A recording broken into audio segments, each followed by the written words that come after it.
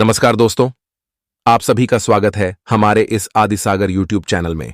हे माता लक्ष्मी, जो भी आपकी इस वीडियो को लाइक करे उसकी झोली खुशियों से भर देना। उसके जीवन में कभी भी धन की कमी मत होने देना। दोस्तों, अगर आप माता लक्ष्मी जी के सच्चे भक्त हैं, तुरंत ही वीडियो को लाइक करें। दोस्तों, हर हर महादेव। राधे राधे, जय श्री कृष्ण, जय माता लक्ष्मी। दोस्तों, यह वीडियो ध्यान से देखना। धनतेरस के दिन खरीद लेना। यह एक चीज 13 गुना बढ़ जाएगा।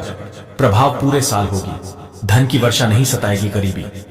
अगर आप भी गरीबी से लंबे समय से गुजर रहे हैं, परेशान हो चुके हैं, आप चाहते हैं कि यह जिद्दी रूपी पापी रूपी गरीबी आपसे कोसों दूर भाग जाए, तो वीडियो को ध्यान से देखना। आज की वीडियो में मैं आप लोगों को धनतेरस के दिन कुछ ऐसी सामग्री जिसे घर में खरीद करके लाने से 13 गुना ज्यादा धन की हमारे घर में बरकत होती है, प्रभाव बढ़ आ जाते हैं, यह जानकारी बताऊंगा। 99% लोग 99 नहीं तो कम से कम 90% लोग गलती करते हैं।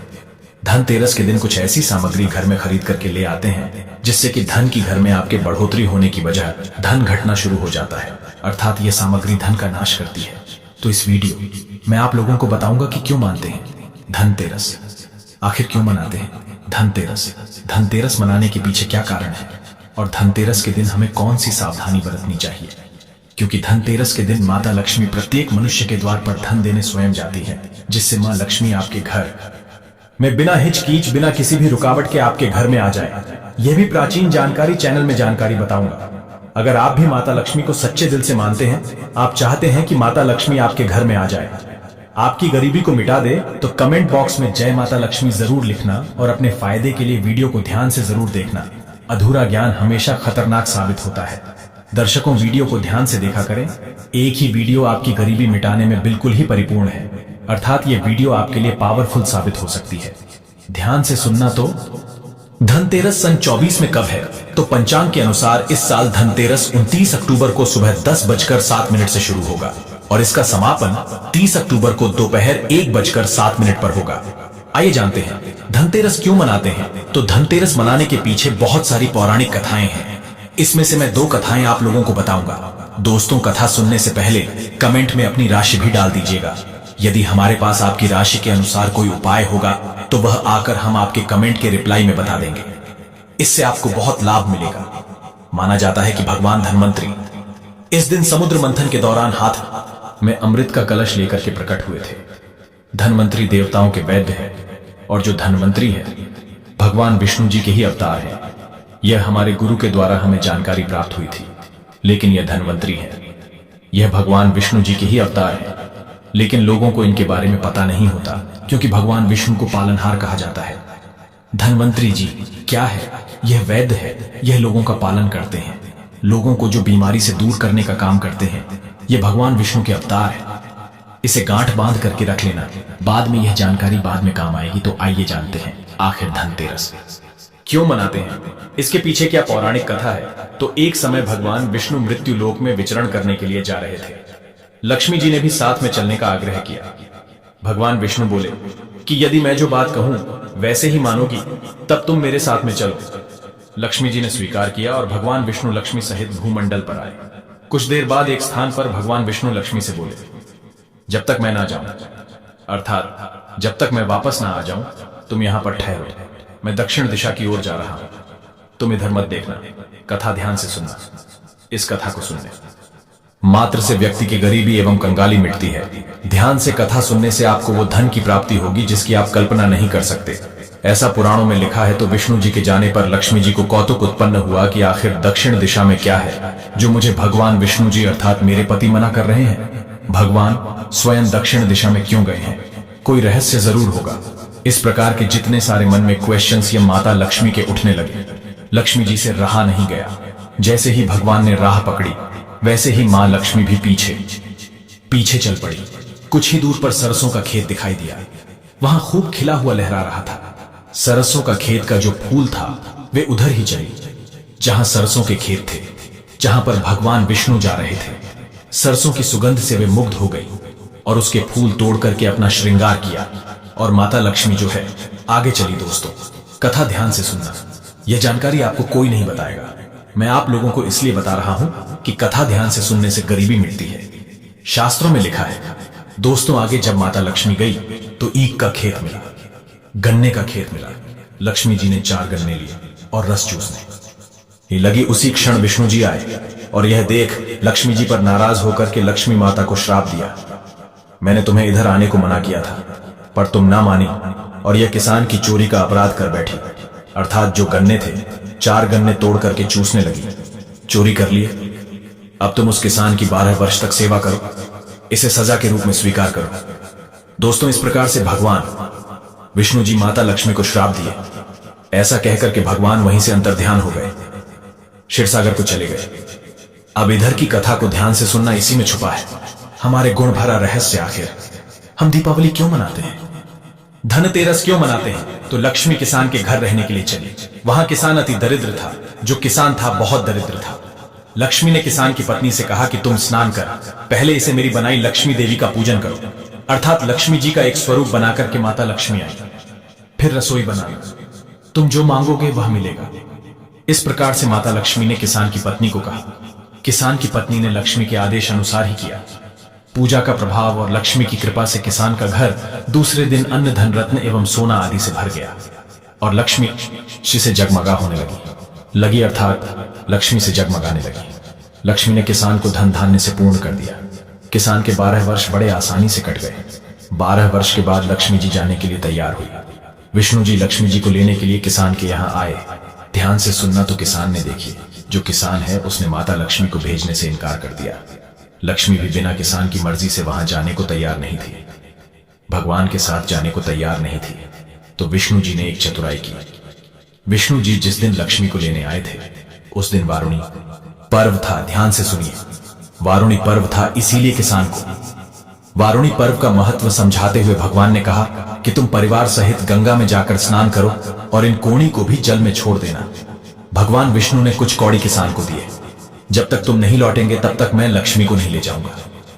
लक्ष्मी जी ने किसान को 4 कौड़ी गंगा माता को देने के लिए भेंट की। ध्यान से सुनना, तो किसान ने वैसा ही किया। वह परिवार गंगा स्नान करने के लिए चले गए। जैसे ही उसने गंगा में कौड़ी डाली, वैसे ही 4 हाथ गंगा से निकले और वह कौड़ी ले ली। तब किसान को आश्चर्य हुआ कि वह तो कोई देवी है। तब किसान ने गंगा से पूछा कि हे माता, ये 4 भुजाएं किसकी है, क्योंकि उन्हें भी शंका हो रही थी। तो गंगा जी बोली, हे किसान, ये 4 हाथ मेरे ही है। तूने जो कौड़ी भेंट दी है वह किसकी दी हुई है? किसान ने कहा, मेरे घर जो स्त्री आई है उन्होंने ही दी है। इस पर गंगा जी बोली कि तुम्हारे घर में जो स्त्री आई है वह साक्षात लक्ष्मी है और जो पुरुष है वह भगवान विष्णु है। तुम लक्ष्मी को जाने मत देना, नहीं तो पुनः निर्धन हो जाओगे। यह सुनकर किसान घर लौटा और वहां लक्ष्मी और भगवान विष्णु को बिल्कुल ही दोनों के हाथ पैर पड़ करके बैठ गया और प्रार्थना करने लगा। किसान ने लक्ष्मी जी का आंचल पकड़कर बोला कि मैं तुम्हें जाने नहीं दूंगा। ध्यान से सुनना, और हां, जो व्यक्ति अगर सच्चे मन से जय माता लक्ष्मी लिखेंगे, ऐसे व्यक्ति की यह कथा सुनते ही गरीबी मिटेगी, सभी प्रकार की मनोकामना पूर्ण होगी। दोस्तों, तब भगवान जो विष्णु है, तब भगवान विष्णु ने किसान से कहा कि इन्हें कौन जाने देता है, जो माता लक्ष्मी है इसे कौन जाने देता है, पर यह जो उनका स्वभाव है चंचलता है, कहीं ठहरती नहीं है। तो इनको जो बड़े बड़े ऋषि महात्मा लोग हैं, बड़े बड़े जो साधु लोग हैं, ये भी रोक नहीं पाते। इनको मेरा श्राप था, इसलिए 12 वर्ष तक तुम्हारी यह सेवा कर रही थी। तुम्हारे 12 वर्ष तक जो सेवा की उसका समय पूरा हो चुका है। किसान हठपूर्वक बोला कि नहीं, अब मैं लक्ष्मी जी को नहीं जाने दूंगा, तुम कोई दूसरी स्त्री यहां से ले जाओ। जी हां, वहां पर किसान जी बोले कि मैं अब माता लक्ष्मी को नहीं जाने दूंगा, तुम कोई दूसरी स्त्री बिल्कुल ही यहां से ले जाओ, मैं इन्हें जाने नहीं दूंगा। तब लक्ष्मी जी ने कहा कि हे किसान, तुम मुझे रोकना चाहते हो तो मैं जैसा कहूंगी वैसा आपको करना होगा। कल तेरस है, मैं तुम्हारे लिए धनतेरस मनाऊंगी। तुम कल घर को लिप पोत करके स्वच्छ करना। ध्यान से सुना, इसी से जुड़ा है धनतेरस का महत्व। तो रात्रि में माता लक्ष्मी ने स्वयं उस किसान को कहा कि तुम कल क्या करना, कल धनतेरस है, मैं तुम्हारे घर खुद धनतेरस मनाऊंगी। तुम कल घर को लिप पोत करके स्वच्छ रखना, रात्रि में घी का दीपक जला करके रखना और शयन काल में मेरा पूजन करना। और एक तांबे की जो कलश है उसमें रुपया भरकर नियमित आपको रखना है।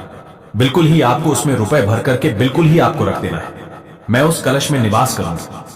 इसीलिए आज भी प्रथा है, आप माता लक्ष्मी की पूजा करते हैं तो बिल्कुल ही 1 रुपए जो है माता लक्ष्मी के स्वरूप चांदी का बना हुआ सिक्का डाल दें।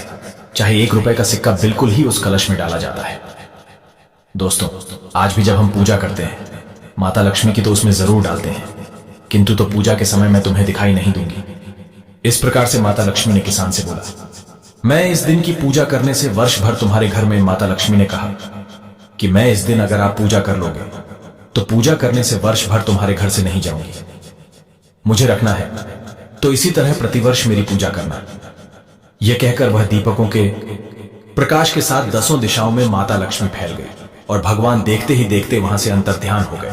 अगले दिन किसान ने लक्ष्मी जी की कथा अनुसार पूजन किया। उसका घर धन धान्य से परिपूर्ण हो गया। इसी भांति वह हर वर्ष 13 के दिन लक्ष्मी जी की पूजन करने लगा। तो यह धनतेरस त्योहार मनाने के पीछे का एक कारण। वीडियो लंबी हो गई है, लेकिन आज की वीडियो थोड़ी बड़ी हो सकती है, लेकिन संपूर्ण जानकारी बताऊंगा।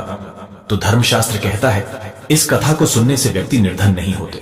अब आइए मैं आप लोगों को बताना चाहूंगा 2024 में धनतेरस का पूजन।